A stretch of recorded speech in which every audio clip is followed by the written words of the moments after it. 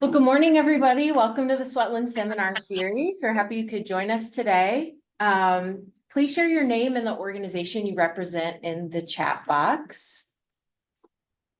And if you're not familiar with the Swetland Center, in the late 1950s, David Swetland and Marianne Swetland felt that not enough was understood about the unintended health consequences of chemical, agricultural, and industrial products in our environment. So David Swetland focused the Marianne Swetland Professorship of Environmental Health Sciences on preventative medicine and the threats of man-made environmental hazards, so that all graduating doctors would have an interest in and understanding of the impact of the environment on human health. And today, the Swetland Center continues Marianne Swetland's legacy by building partnerships to find and scale solutions to redress the environment's disparate impact on low resource populations in Cleveland and beyond. And as research continues to demonstrate the vital connection between the environment and health, the center is positioned to respond. Our mission is to study the complex interplay between environmental determinants and population health outcomes. And the center places special emphasis on community-engaged approaches that address the role of structural racism in creating and sustaining environmental health inequities. We seek to translate these findings into policies, practices, and relationships that promote community and population health equity. If you're interested in learning more about the Swetland Center, you can check out our website at case.edu/Swetland and email us at swetlandcenter@case.edu. I'm also going to post some links in the chat with all of our contact info. Okay. We do have some announcements for upcoming events. So our next Swetland seminar will be on Tuesday, July 16th. So we're taking a break in June. So our next presentation will be from the Nourishing Power Fellowship team, and it'll be a panel presentation similar to today's presentation. And as always, it's 9 to 10 a.m. on Zoom. The panelists, we're inviting a few of the fellowship graduates, and the facilitators, Michael Walton, Morgan Taggart, and myself, Linnea Webb.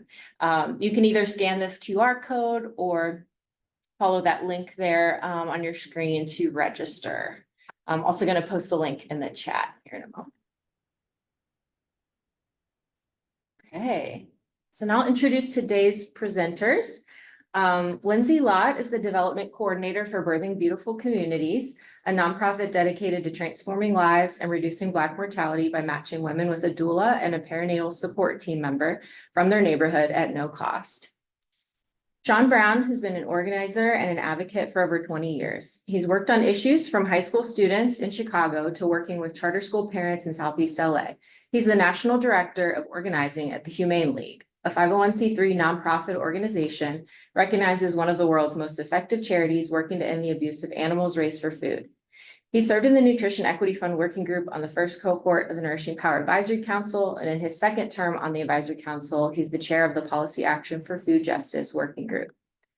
Tanisha Velez is a native to Cleveland. She's a mother of 3 growing young men and a life partner to her high school sweetheart.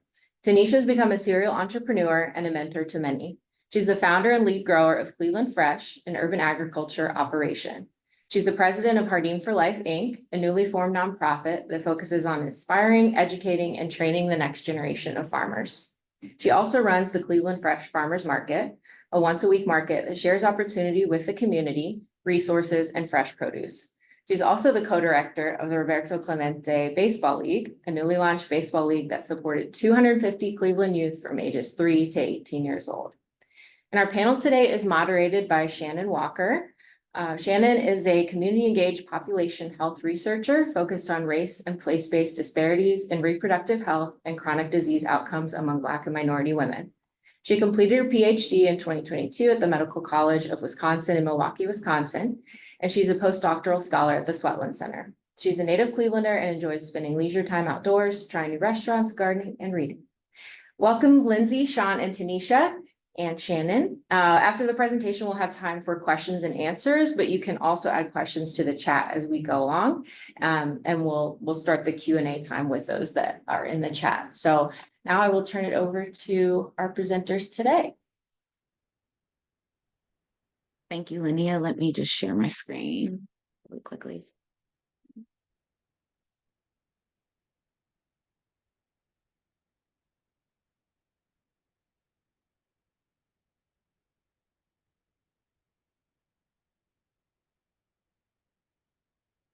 Is it showing up in slideshow view?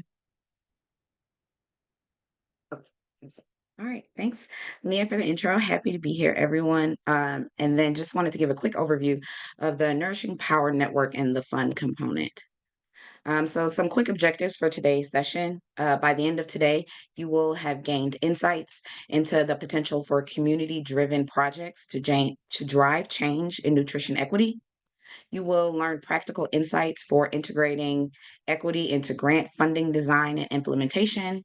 And then you'll hear real-world experiences by funders and a grantee. So a quick overview again of the Nourishing Power Network. It began in July of 2022 and is a multi-component systems change intervention that is implemented and evaluated here in Cuyahoga County. The broader vision of the Nourishing Power Network is to root and grow a local food system that promotes freedom, hope, and dignity in food traditions, resulting in holistic health for Black and Indigenous communities. Currently, the Nourishing Power Network consists of 4 intervention components. Those are first, the Advisory Council, which is comprised of community members to center community leadership in all decision-making processes.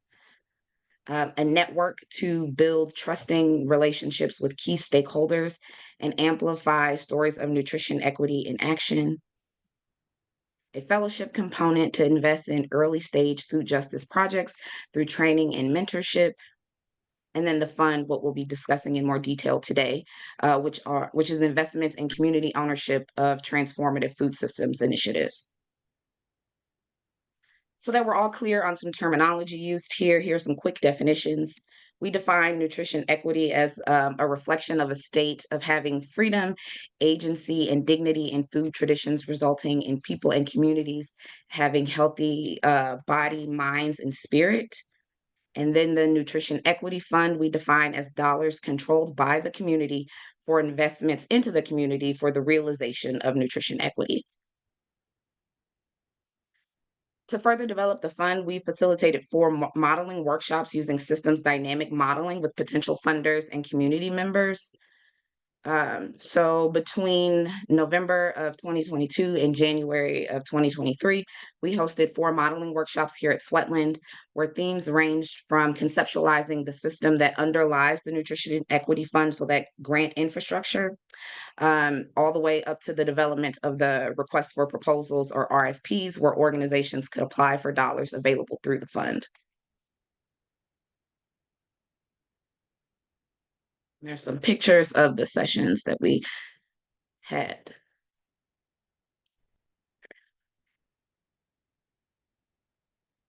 Oops, sorry, stop sharing too soon.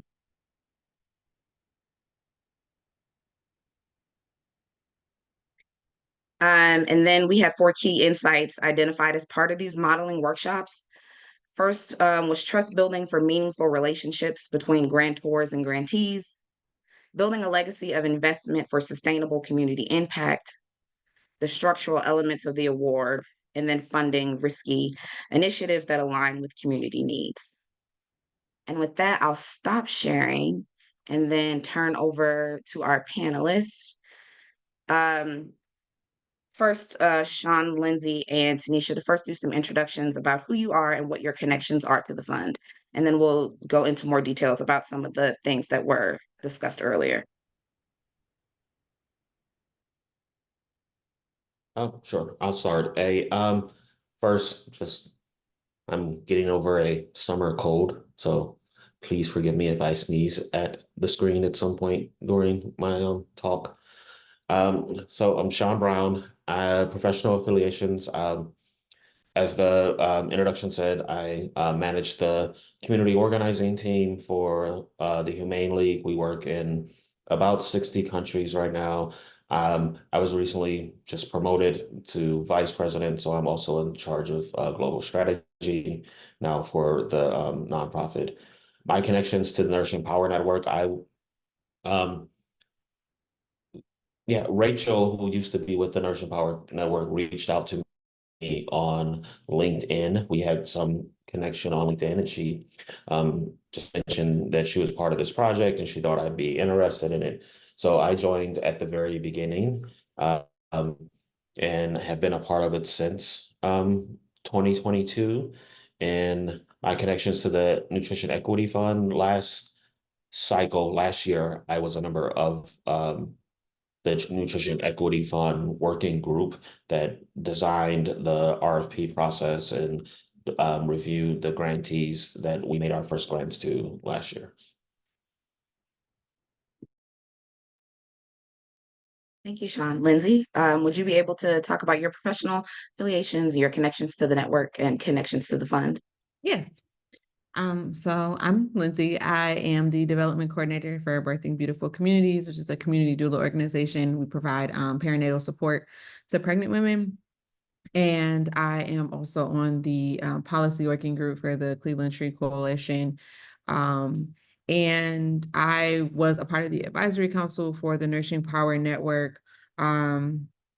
I started on the advisory council while I worked at Case Western, actually, about 2 years ago. And I was also part of the Nutrition Equity Fund. So I worked with Sean to determine like development of the fund, what the funds will be used for. And then now I will hopefully be continuing with the advisory council in some capacity as we move forward, although I'm not an advisory council member anymore. Yeah. Thank you. All right. So my name is Tanisha. My professional affiliation is I'm a grower of the next generation of youth through various projects and different paths through agriculture as well as baseball, and just as a mentor to a bunch of students from Lincoln West High School. My connection with Nourishing the Power was earlier on. I was a part of the support team that helped kind of iron out some small details, create interviews for the advisory as well as the first group of fellows. And now I am a funded project.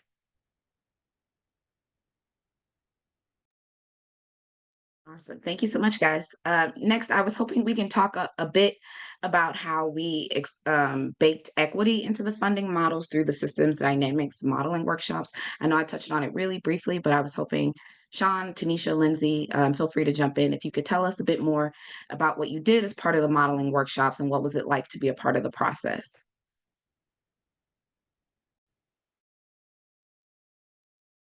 I think for me, the thing that stood out in the process was, and you mentioned it earlier in the slides about building meaningful relationships between grant makers and grantees. So I think there were two things about that stood out to me. One was the people in the room when we started doing the modeling workshops represented both grant makers and grantees, and we began to have really interesting and I think consequential conversations around what that relationship should look like and what it meant to have a meaningful and trustful relationship between a grantee and the grant maker, and how we could sort of build that into the model that we created. And I think that was, for me, the best part of the experience. I worked for a nonprofit and have worked for nonprofits for my entire career. And I'd never been in a room where the relationship and not the deliverables, not the grant report, not the breakdown of your budget, but the relationship was the important part. Yeah, So oh, go ahead, Tanisha. No, go ahead, go ahead. Okay. One of the things that I really did appreciate when it comes to like baking equity into everything was just being very mindful of during the grant review process, not trying to assume what people's intentions were, taking it for face value, and then also being mindful of how people show up differently. So there was a point where if written applications maybe had some gaps in it, but the interview was, you get to know a person a little bit more, they provide a little bit more information. And so it's an opportunity to provide that equity, because some people aren't great writers, but they may speak better and provide that story better. Whereas some people may be nervous in an interview, but their written application is great. And so I appreciate that duality of being able to see people on both sides. And a lot of times you don't get to do that. You don't get to have that opportunity to explain yourself past an application. You're kind of X'd out as soon as your application isn't good enough and you're not given that chance to speak. And so I appreciated that aspect of our work, like as we went through the grant review process. And then there was a point where after on the other end, where we were trying to figure out, okay, well, how can we, the people who whose applications didn't make it through, how can we support them further? How can we make sure that we come back around and not just leave them where they were, not help them improve at all? Can we provide any technical assistance? And so that's something that we're thinking about for future models and making sure that we're bringing people along with us and not just leaving them with their flaws and things like that. Yeah, I agree with both. I think it was pretty cool to see how in one space there was all walks of life, right? In that space that provide funding for individuals, but also apply for these fundings, right? So it was great to see that even people that have received funds before, and you have that feedback from everybody to help build that, help build this model. And the same thing with Lindsay, like just having the opportunity to express your grant or your application in a different form versus just writing. It just opens the door and it makes it possible for other people to actually express how they feel, right? Because emotions don't show through paper, but you showing your passion and your excitement for what's to come. It's another beautiful thing because that's what we do, right? We really express the passion for what we have through our emotions. So Thank you all for that. I'm going to share my slides again as we go to talking about the modeling insights. There. Okay, so again, I wanted to, sorry, give me one second, have a conversation about these modeling insights that we discovered through the workshops that we facilitated. So for reference, those 4 points again are trust building for meaningful relationships, building a legacy of investment for sustainable impact, the structural elements of the award and funding risky initiatives. Lindsay, to get us started, can you expand more on the first 2 points? So trust and building a legacy of investment. What does that look like in this space? So I think that I'm going to start with number 2, because I think it starts to build into the first point. So building a legacy of investment, for me, it speaks to allowing people the opportunity and the chance to show what they can do. A lot of times funders will expect for you to have previous funding or just to show that you are, reliable, show that you are responsible with the money, that it works, that what you're doing works. And so I think a lot of times, again, we leave people behind who don't have the opportunity. It's like that endless cycle of you need more experience, but how do I get experience without being provided experience?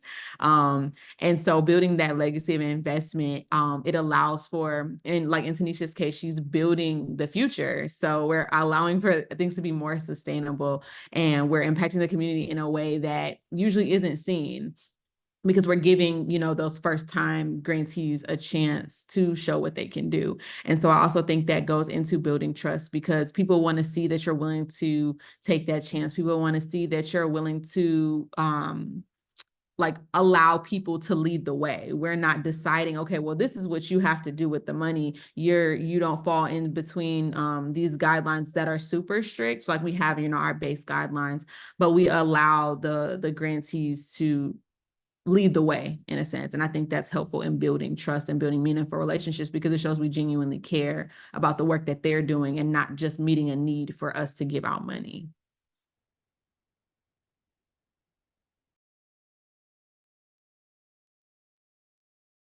Funding risky, quote unquote, risky initiatives as is a big topic currently. What does it mean to invest in risky initiatives, and how does this resonate with you? Sean and Tanisha, feel free to jump in as well. So I think that just to start it off, I think kind of like what I said, just taking a chance. I can speak from personal experience, not necessarily in a grantee relationship, but in my role, I'm working in fundraising, and I didn't have any experience in fundraising prior to, but my supervisor, she saw that I had the the transferable skills. And so she took a chance, she took a risk that I didn't necessarily know what I was doing. And not a lot of other organizations or companies would take that risk. And so I think that our model of funding risky initiatives is, like I said, taking that leap and trusting that these people know what they're doing. They just need the funds and resources to do so. And I think we would be better off as a community if more funders were willing to take that risk. Of course, it's more so a 50-50 toss up. But if you see, like I said, those transferable skills, that background, that story, that passion, that drive that's already there, and all they need are the funds and resources, I think we should be more willing to take those risky chances. Yeah, for me, I see the risky part, right? Where it's like, okay, I'm having this money that I've had a hard time fundraising and donations and, just giving it to any project. But on the flip side is like, there's people that are out there doing the work that don't have the capacity to write grants or, to be able to do the things that other bigger organizations are able to do. And those are the ones that are deemed risky, right? Or they don't have um enough, I forget what it's called, but like they haven't had that much time on these projects, or just to what Lindsay was mentioning, how they're spending their money. So it becomes risky to people, or to funders, I should say. But there's relationships that been growing for so long, right? And it's projects that we know that if we fund, they're going to work because they're so embedded in that community, that sometimes it's, if you build it, they will come. And I think that's where I was in, right? I was in a space of being a risky person or a risky organization to fund because we haven't had too much time as an organization. We're very new, we're going on our second year, and a lot of funders need to see that time of an organization being, alive for, or just being active in the community. But we've been working in that community for so much longer than those 2 years. So I think it's, how do we start changing that narrative? And I mentioned before, is it just funding small amounts and then you test run it, and then when they come back and write that report, or just a simple conversation, or just a tour of the project or something, they're able to go back and fund them for a little bit more. So I think there's different ways of being able to fund riskier projects or organizations. It's just, how do we start laying out the carpet for that to happen, or building a table for that to happen, right? There's conversations, and what the Nourishing Power Network has done to build this fund is kind of like the model, right? So how do we start having these conversations with all these different types of people or groups of people in order to build this and change the narrative on what a risky organization is, because of the work that they are doing in the community.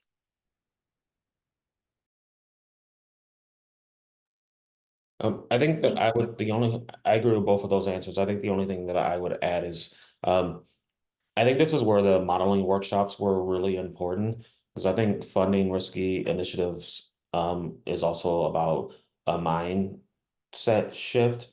And one of the things that, I have noticed is that, there's that old saying that the system gets the result that it's designed to get. And by us beginning not with accepting that, like, this is how grant making should work, with us doing the modeling workshops and beginning from a place of, let's try to design something different. Because while there are, have been many grants made in this area, the thing that we wanted to see wasn't necessarily happening. So we were, let's start by building a completely new system. I think that was, really the important part about funding the risky initiatives, that we decided that we wanted to start over and create a new system. Thank you for that. And so when we talk about starting a new system, what came of these modeling workshops, moving from ideas to actions. We developed the Nutrition Equity Innovation Prize and the Policy Action for Food Justice. Lindsay and Sean, I was hoping either of you or both of you could expound a little bit more on these two funding pathways. So we decided, well, not decided, but we, after our grant review process, we ended up with the one award for Tanisha, and then we also provided multiple mini awards for our fellowship individuals, those who were a part of the cohort. And so we provided that opportunity for the fellowship, mostly because we saw that there was a need there. We didn't want to only provide that fellowship support. We also know that financial support is a big need. A lot of times people need the guidance, and then they also just need that money to start their actual project. And so I think that it's important to be mindful of those things. Again, when we talk about funding risky initiatives and we talk about building a legacy, making sure that we're meeting all of the needs and not just saying, oh, okay, here's a template and here's some guidance on how to improve, but here's also the money that makes it work and makes it go. Yeah. Yeah, I agree with that. I agree with that. I think, you mentioned earlier in the slideshow that our mission was to root and grow. And I think that for a lot of us on the Nutrition Equity Fund, these two prizes sort of fed into that, right? The Nutrition Equity Innovation Prize helped us root some organizations that were doing good work. And then the RFP for policy action helped us grow an already existing organization. And I think a lot of us saw these grants as ways to further that vision. You. And now, Tanisha, I'm going to turn it over to you. Again, moving from ideas to actions, if you could tell us a bit about your perspective on how the group did at leveraging the 4 principles that we just talked about. What was your experience like as an applicant and grantee, and what were you awarded to do? If you could tell us a little bit about your project, and I can click through the pictures as you're talking. Thank you. Because I didn't have that slide up, so I appreciate that. So the process to receive the grant was fairly easy. And not, I don't want to say like, oh my God, it was easy, but it wasn't as challenging as other grants are. Sometimes the process is very lengthy. You might as well start a month ahead, right, in order to apply for these grants sometimes, just because you got to verify certain things and have all these documents. And so we didn't have to go through that process, which was amazing. I was surprised because I never thought that I would hear someone mention, or, through this process, go back and revisit your budget and see how you can increase the amount that we want to give you, right?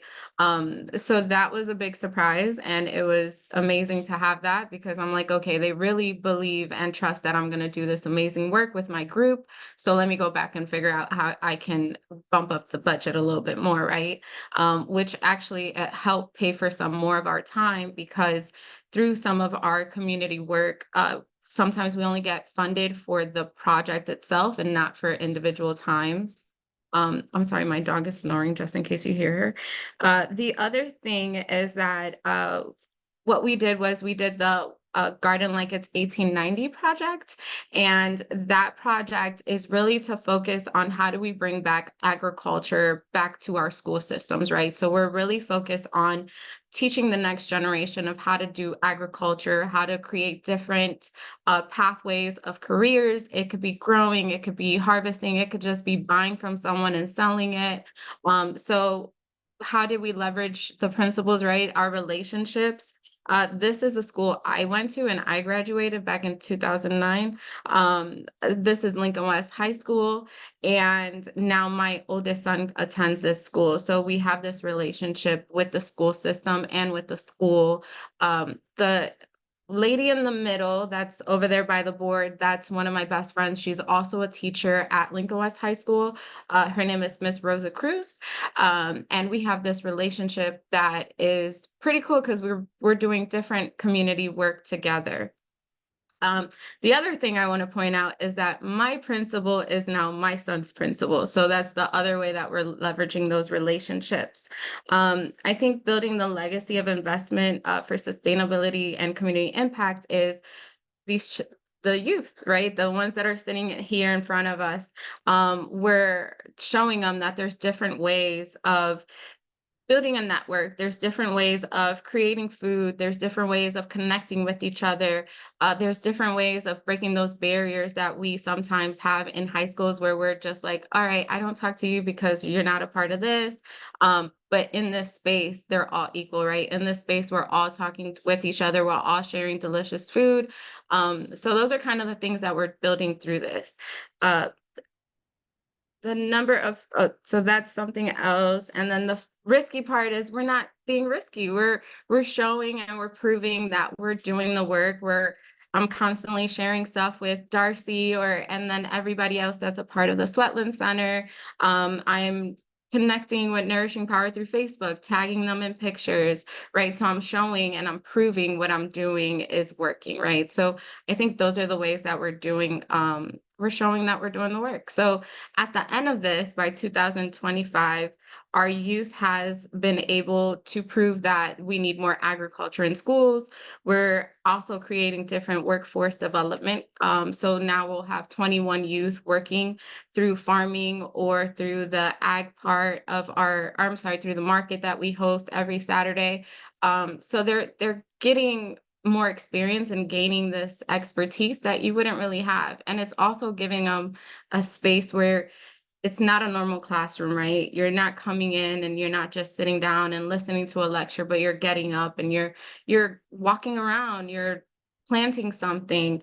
The other piece is that if you just want to chill and sit down somewhere, that's fine with me. It's just everybody has those days, right? So we're not forcing them to do anything, but it's, if you're interested, come over here, do this. If not, I'm gonna go check on you because you're not acting how you usually act, right? So it's just becoming this relationship with these kids that they're asking me for their blessings. They're they're talking to me like I'm their aunt, and my husband, their uncle. So we're connecting with this youth in a different way that the school doesn't, like the teachers. And it's okay, right? We all need those type of relationships in our lives. And then they have chickens.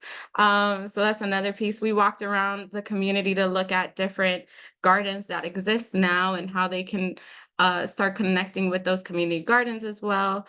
So those are just some of the things that we've been working on with them.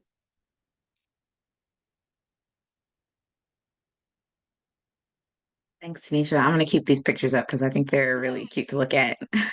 um, Lindsay and Sean, can you tell us a little bit of what it was like to review Tanisha's proposal as a member of the as members of the ACs? At the AC, were there specific things about the project that stood out to align with the principles that we identified in the modeling workshop, or anything specifically that excited you about the proposal? Yeah, so I really enjoy the fact that Tanisha's not doing anything super different. She's doing something that should already be done. Like these kids should be learning how to grow their own food, learn how to have these experiences where they have these skills. Not every kid gets to do these things at their school. Like they have to go to, some other community garden, or they have to, ask their parents, hey, can we go do X, Y, and Z if their parents have the time. But this is something that's right there in the school with them. And so I was super excited reading it because it's like, oh my God, yes, this is obvious. And that's when we go back to talking about risky initiatives, like this isn't something, in my opinion, that's risky. Like teaching kids skills, life skills, shouldn't be deemed risky. Providing children, especially children of color and inner city children with these experiences that they normally wouldn't have, is to me a no-brainer. And one of the other things that I really like about this is Nourishing Power Network and our work in the advisory council. A big thing was about how do we transition power to the people who usually don't have power. And these are the ways that you do that, by giving them the same tools and skills that the people with power have. And so by funding these initiatives, we're allowing that transition of power to happen in a natural way. We're showing, allowing Tanisha the opportunity to show and guide these children in a way that she never could before because she has these funds. And so I think it's important, again, to recognize that when we're talking about what really is risky. What about this project specifically is risky? I mean, these kids are going to walk away with these life skills and go and do better for their community. And then we're talking about, again, sustainable community impact. This is the gift that keeps on giving. These kids are going to take this and go somewhere else and do amazing things with it. And so I think, yeah, that's it about what excited me about her proposal. I can't say it better than what Lindsay said. I was looking for grants that had impact, and that impact would have some ripple effects. And yeah, this just stood out for me for all the reasons that Lindsay listed. And I think, sorry, to add one more thing that I wanted to mention when we talk about funding risky initiatives, that fear of that risk leads the same organizations to fund the same type of projects for the same types of causes. And so we only ever see the same causes and projects, doing the work. And so we need to see something different if we want to get something different. There's so many other causes that are smaller that don't have the same recognition that are getting missed because, oh yeah, you don't have that impact, or you don't have the power behind you to say that you've been funded for millions of dollars or even hundreds of thousands of dollars. And it's like, okay, but this work is still important. These kids still need this at the end of the day. And so if it takes us making, this small investment to get a really large ROI because these kids are literally the future, I think that's, again, like I said, a no-brainer. Thank you both. Tanisha, I'd like to ask you to speak to what sustainability would look like for a project like this. And if there are specific steps that you could take to ensure the long-term impact on promoting nutrition equity. Yeah, so while we're here, we're trying to build these systems for the garden itself, right? How do we start creating rain barrel systems and a compost, and even like a sustainability club at school. But in the matter, right? It always takes funding, right? And there's always, at some capacity, someone needs to get paid. So the sustainability part is kind of like, yeah, we're going to try to make this as sustainable as possible. But the reality is we still always need funding to create that sustainability. So it's kind of like takes a catch-22 kind of thing.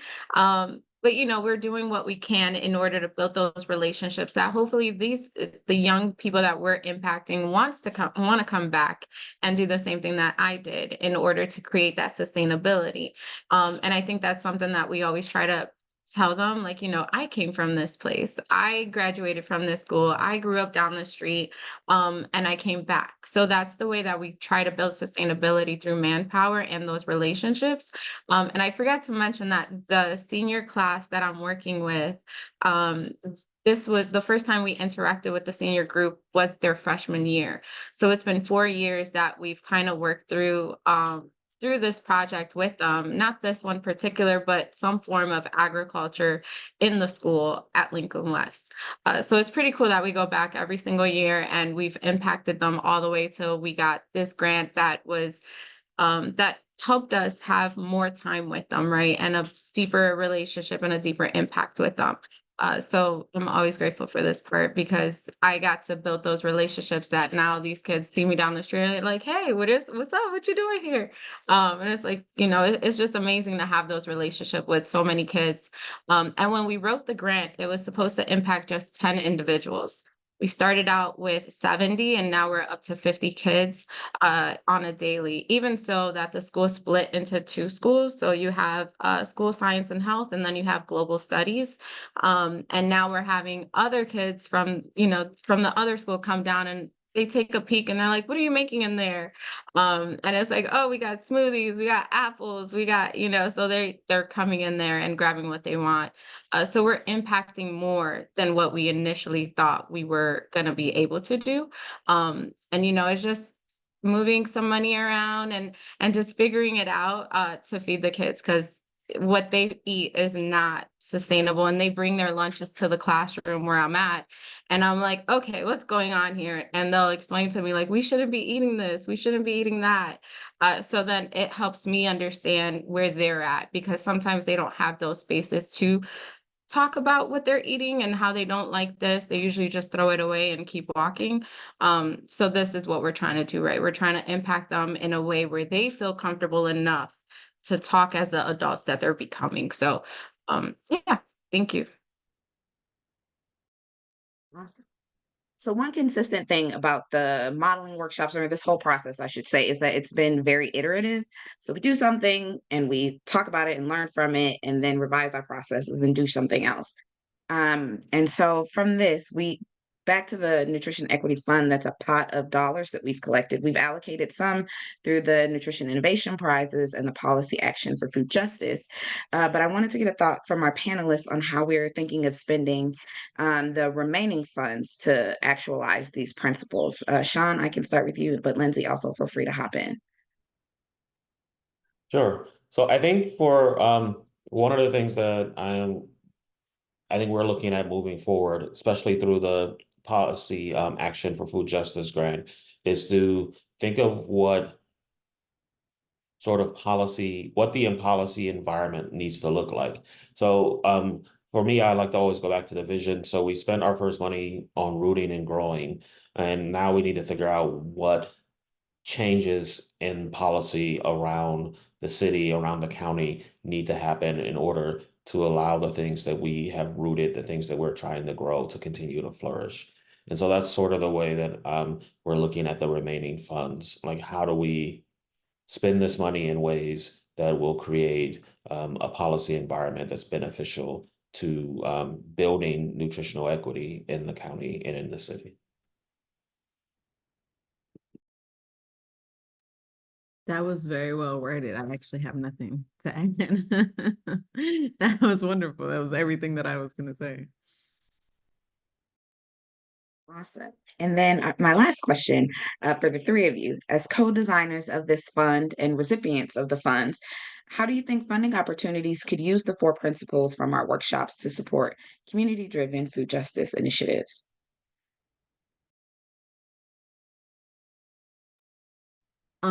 So I think it again goes back to what we've been saying. It's just being willing to take that chance, allowing something different to occur. We get stuck in these ruts of, well, this is what we've always been doing, so this is how we're going to continue to do it. And while all of these organizations are funding great work, there is always going to be room to grow. There's always going to be room to change, even within the same funding source. Like, there's always room to change. And I think also thinking about the trust building aspect of it, there's a lot of, especially now as we're moving more into a digital age, everything's moving so quickly. And so I think if grantors were willing to slow down the process a little bit, and create that trust aspect, especially within the communities that they're working in. We see all of these same organizations funding these large things for the community, but we don't really see those people in action. And so being able to step back and build that trust, I think, is a huge aspect that could be worked on moving forward.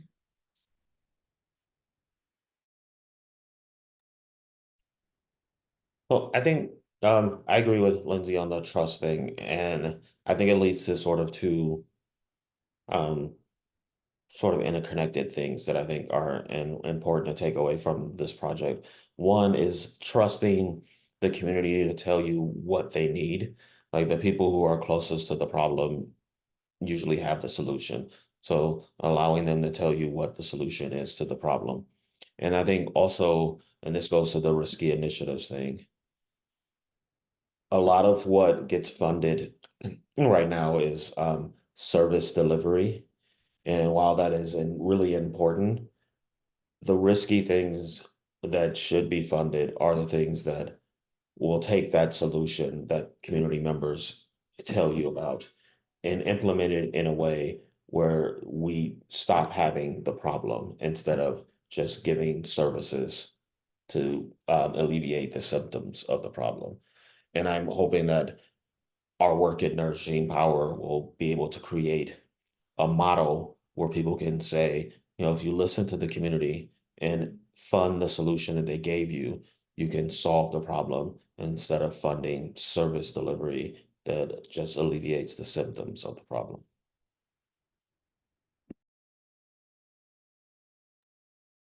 Yeah, thank you both. I would say that it is worth taking the risk when it comes to groups and organizations and projects that are in community, like I'm talking about deep rooted in community, because they do know what they're doing, right? They do have those relationships with those community members that oftentimes bigger organizations can't get to, or they can't have those relationships because they're not trusted either, right? So there's this flip side of things as well.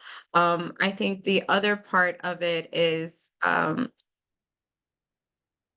the risky part as well. Like I would say take a tour, right? We invited a group of Nourishing Power Network uh advisory group, people just a part of that network to come out and check the room out, look at what we're doing, right?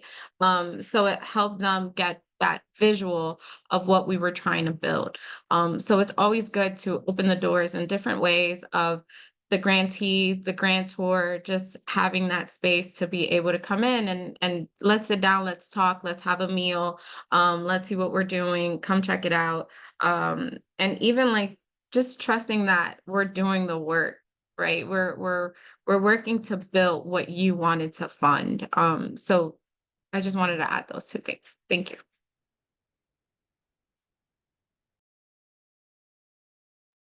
Awesome. So I'm going to stop sharing and start some of the question and answer component.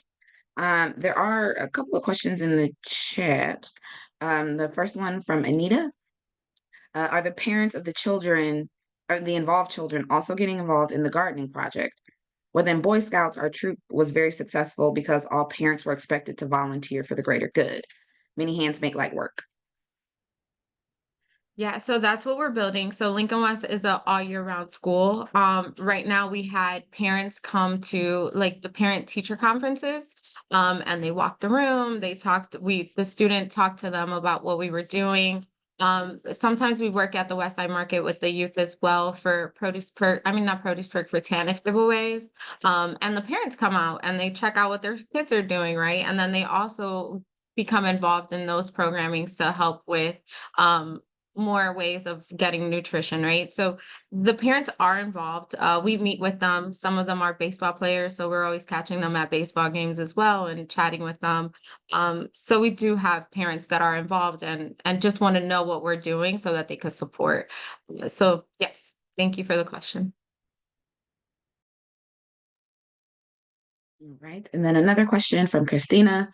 Thank you all for this information. Does Cleveland Fresh participate in community or neighborhood events, such as block parties, to engage in educational opportunities and community building? Yeah, so Cleveland Fresh has done even grow kits of microgreens. We also do just different conversations of how to get youth involved. So yeah, we are more than happy to participate. Just let us know. Awesome. If there are other questions, feel free to put them in the chat or unmute yourself to ask. We still have a bit of time with our panelists. I was going to say, Parade the Circle is such a great multicultural event. Have you considered having a booth there? Because it's just such a great mix of people doing really interesting local things. And I know the library gives seeds away there usually. They have a seed saver bank.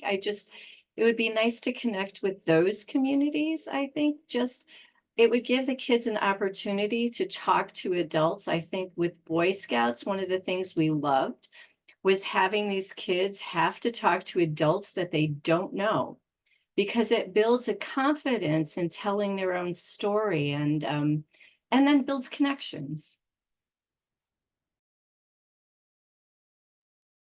I have not thought about that one. Parade the Circle. That sounds like an amazing one. I know that we have different cultures, so it has passed my mind to take the kids to just walk the gardens.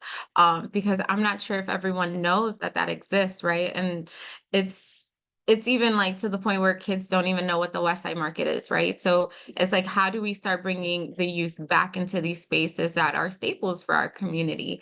And Parade the Circle sounds like a beautiful one to be a part of, even for them to understand that this is what different cultural gardens look like in Cleveland, right? So it's which one's your culture? Which one calls to you? What do you see in your community? What don't you see there, right? So it's just things that Cleveland has so many hidden gems that sometimes we often don't remember all of them, but it's amazing that we have that. And I would love to take them to one of those spaces just to for them to walk. I think being in the environment, being outside is very it's just a de-stressor, right? So it's beautiful to just walk around in greenery and flowers. So thank you for that. I'm actually gonna write that down. I appreciate it. And I think, you know, it's held at Wade Oval, and there are all these booths with all kinds of food and all kinds of crafts and activities.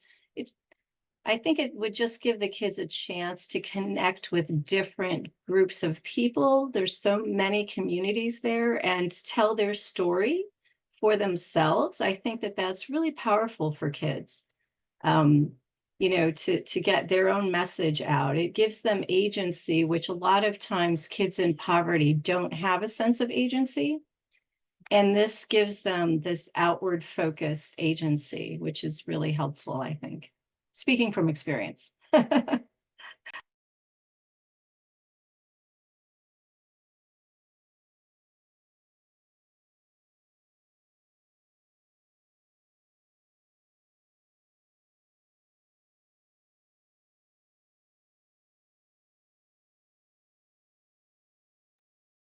Hi there. I was just gonna say, awesome job, Tanisha and Sean, Lindsay and Shannon. One of the things that I was curious about, from your perspectives, and I think this is, you know, sort of an ongoing thing in Nourishing Power, is this tension of building something, this fund. There was no fund before. We had to figure out what this was. And then also seeing the benefits, or, you know, reaping the benefits of that development. So from your perspectives, how would you share with others, like, why it's important to take the time to think about rebuilding what you already have? Like somebody say, we already have a grant model that works. We don't really want to go back to the drawing board. What advice would you give? Like, why should they consider this kind of rebuilding, and specifically looking at how they're baking equity into their funding? I think it's important to consider change because change is the only constant thing we have. The world is changing, people are changing, communities are changing. And so therefore, if you're continuing to do the same thing that worked 30 years ago, the community isn't the same as 30 years ago. So why are you continuing to do the same things if everything else has changed except for you or your organization? And I also think it's important because as time goes on, we have better and new ideas. And so there's no need to necessarily throw the whole playbook out the window, but as things are getting better or different, how can we navigate that space in a way that's inclusive of everyone? Because even within, like, let's say, for example, let's say you're funding cancer. Okay, the initiatives and the technology and everything has changed so much from 30 years ago to now. So even if you're still funding cancer, you know, how can we improve the way that we're funding people? How can we improve the way that we're like bringing to light new ideas and new spaces? And so I think it's super important to continue to update and refresh, because even the people that are working within that organization aren't the same people anymore. And so it's always good to just look and say, well, how can we improve? I agree with that too. I think also one of the things that sort of stands out to me about shifting the funding model and shifting the grant system is, you know, when I first got my like very first professional job out of law school, one of my boss said to me, like, if you're here 3 years from now, then I failed you as a boss, right? I didn't develop you, I didn't grow you, I didn't get you to where you needed to be. And I think about that a lot when I look at some of the things that are, funded in this space where it's like, you've been in this community delivering a service for the past 20 years, and this same mom and family have come and taken advantage of your service for the past 20 years. Like, what have you actually accomplished? Right. And so like those are the things that sort of that I think about and that I would say to people when they're thinking about changing their grant system.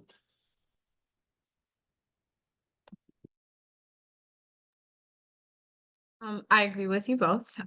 For me, I think it's really letting or just mentioning, like, do a review. You get numbers of your impact, you get numbers of who you're funding, you get names, and really do these site visits, right? Like, go check out what they're really doing. Or the other piece is review.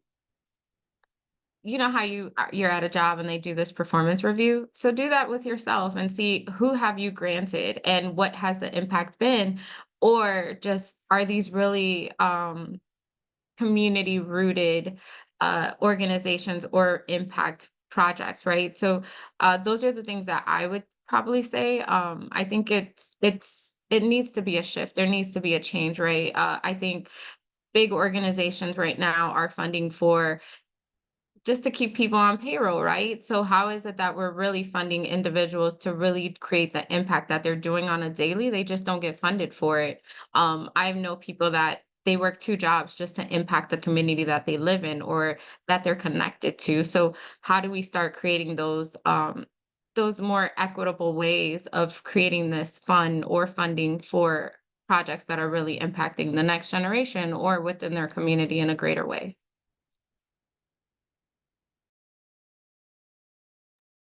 The last thing that I want to add, I think that it's important just to kind of continue with Sean's thought. I think it's important to go back and think about what your mission and vision is in your organization. Like Sean said, if 20 years from now you're still just serving the same families and they haven't improved, then you're not really offering a transition of power. You're not really offering any true improvement to the community that you're in. And so when we talk about sustainable impact, how are you, this isn't, your model isn't sustainable in that sense. Like that means that if you were to go away, your community is now has a gap because your organization has now stopped their services.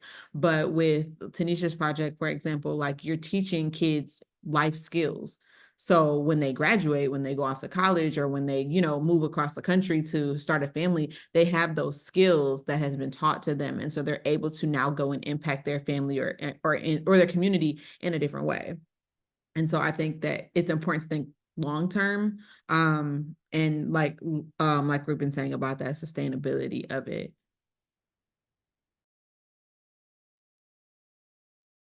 Awesome. Thank you so much, everyone, for being here. It is about 10 o'clock. So I do want to thank our panelists, Sean, Lindsay, and Tanisha, for being here with us and all the thoughtful questions and discussions that we were able to have today.